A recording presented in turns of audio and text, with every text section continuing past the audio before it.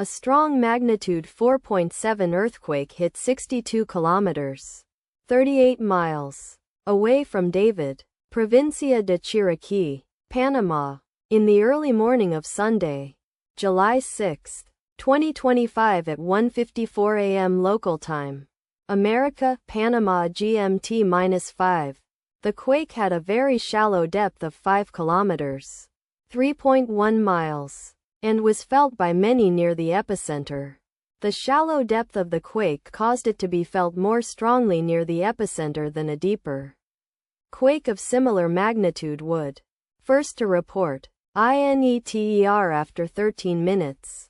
The earthquake occurred 14 weeks after a magnitude 4.7 earthquake had hit on Saturday, March 29, 2025, at 5:51 a.m. local time. America, Costa Rica GMT-6. In 95 kilometers, 59 miles, distance to the west. Data source from Volcano Discovery. Did you feel it? Let us pray. May the earthquake that occurred not affect our brothers and sisters there. May the earthquake not happen again. And may God protect everyone. Amen.